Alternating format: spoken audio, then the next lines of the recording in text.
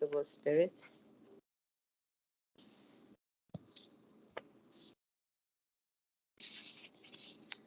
Okay, so today's story is number 81. Someone came asking for money, but he didn't rob me. Shichiri Gojun, the head of a temple in Kyushu, was one of the greatest priests of modern times. One night, a thief burst into the room where he was sleeping and brandished a short sword.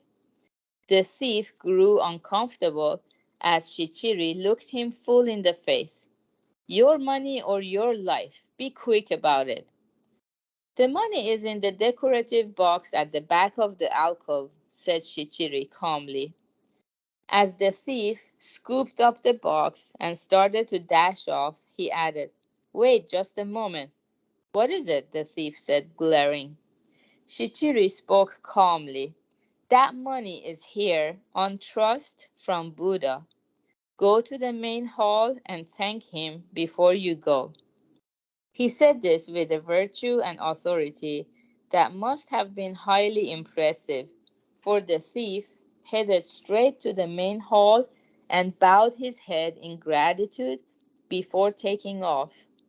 Soon a summons came from the police, who informed Shichiri that the thief had been captured. The saintly priest then had this appealing conversation with a stern officer. When someone steals your money or valuables, you must file a report right away. But I wasn't robbed, officer, I'm sure of it. Say what you will, the thief has already confessed. There must be some mistake. It's true that a man came by one night wanting money. I gave him some and told him to thank Buddha for it. I was not robbed. Eventually, on hearing that the man had served his time and was going to be released from prison, the priest decided to take him in. He and I have a connection from another life. I need an accountant in the temple, so it's perfect. He can come work for me. The man was so moved that he made a fresh start in life and never lost his way again. Of the untold billions of people living on this planet, those who become parent and child, siblings, husband and wife, or friends, must share especially strong bonds from earlier lives.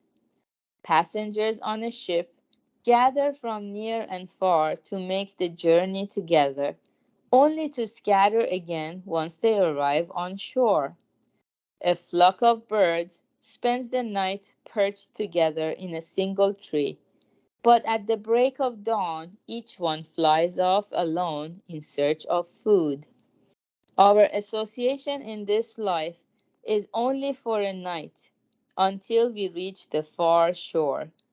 When we realize this, every fellow traveler, no matter how disagreeable, becomes someone with whom we feel a deep connection. Okay, very good. This is another powerful story that helps us have this paradigm shift and totally change how we view people or things or the world, instead of just seeing what's in front of our noses and be bogged down by the maybe unpleasant attitude of someone, and then just keep thinking about it, ruminating, making our life miserable.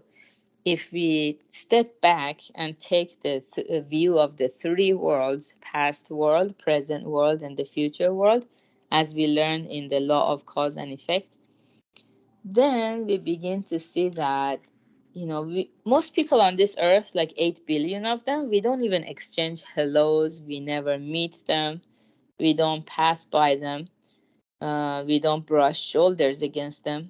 Only few people, that we are, maybe when we are passengers on a bus or train, we brush shoulders against each other. Even for that to happen, it is said it's the result of many lives of being together with that individual.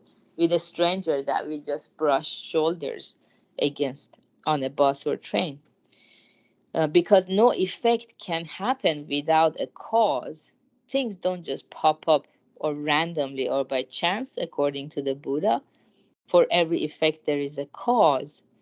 So, especially people that we eat meals with every day, people that we work with every day, uh, we must have had long history together. Otherwise, we could not be so involved in each other's lives and cooperate like that going forward.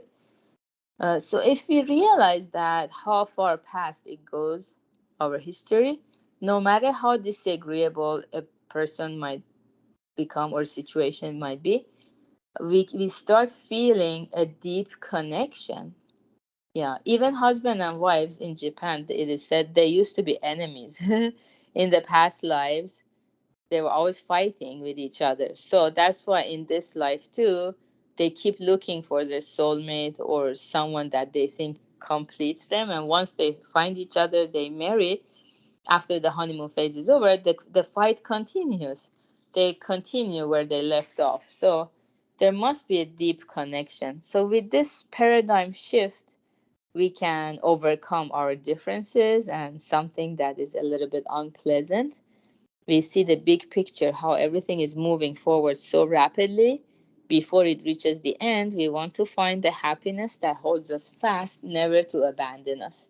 That's why we live every day, and that's why we cultivate gratitude for having this awareness and gift of life. So good job everyone for being here. Today is Friday. We're going to have the Purpose and Meaning Lab hosted by Rick at 3 p.m. Pacific time, and have a wonderful end of your week. Goodbye.